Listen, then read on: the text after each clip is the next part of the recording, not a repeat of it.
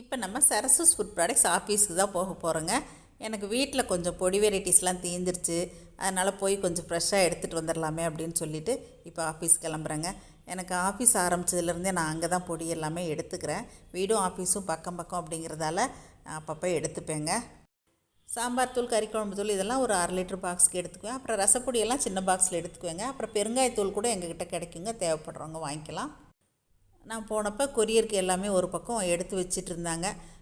பாக்ஸில் போட்டும் ஒரு சிலதெல்லாம் பேக் பண்ணி வச்சிட்டு இருந்தாங்க. அப்புறம் கருவேப்பிலை பொடிக்கு ஒரு பக்கம் கருவேப்பிலை நான் தான் காலையில் சம்பா கருவேப்பிலை வாங்கிட்டு வந்து கொடுத்தேங்க. தண்ணியில் அலசி காஞ்சிட்ருக்கு. முருங்கைக்கீரை 2 நாள் ஆச்சுங்க. தண்ணியில் அலசிட்டு உருவி நிழல்லையே காய வச்சிட்ருக்காங்க. இந்த மாதிரி 2-3 நாள் காஞ்சது தான் அதுக்கப்புறம் வெயிலில் வைப்பாங்க.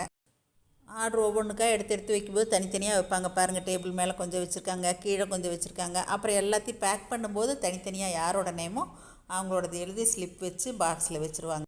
ரம்யா ஒரு பக்கம் ஆஃபீஸ் ஒர்க்கெல்லாம் பார்த்துட்ருக்காங்க.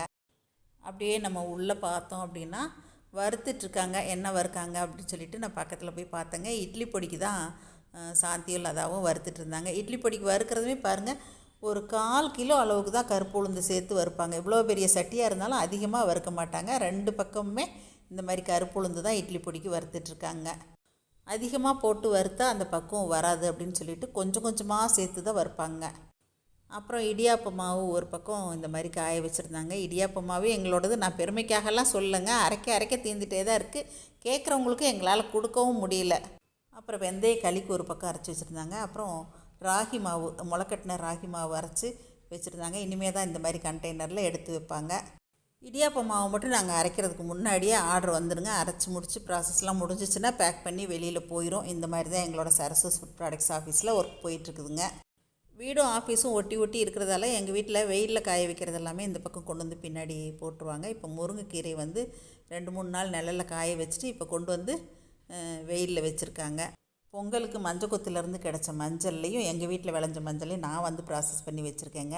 அப்புறம் இடியாப்ப மாவு இந்த மாதிரி வெயிலில் வைக்கிறதுமே இந்த மாதிரி வெள்ளை துணி போட்டு வேடு கட்டி வைப்பாங்க. அப்புறம் கோதுமைங்க, இந்த கோதுமை வேணுங்கிறவங்களுக்கு நாங்கள் ஆர்டர் எடுத்து அரைச்சி கொடுக்குறோம். கோதுமையை நல்லா புடச்சி அதில் இருக்க தூசியெல்லாம் பொறுக்கிட்டு நல்லா தண்ணியில் கழுவிட்டு நிழலில் காய வச்சுட்டு அதுக்கப்புறம் கொண்டு வந்து வெயிலில் வச்சு அப்புறம் தாங்க நாங்கள் அரைப்போம். எங்களோட பேக்கிங் எல்லாமே இந்த மாதிரி தாங்க நீட்டாக பேக் பண்ணி அனுப்புவோம். உங்களுக்கும் ஏதாவது பொடி வகைகள்லாம் தேவை அப்படின்னா எங்களை காண்டாக்ட் பண்ணி வாங்கிக்கலாங்க. சமையலுக்கு தேவையான அத்தனை வகையான பொடி வகைகளுமே எங்ககிட்ட இருக்குங்க.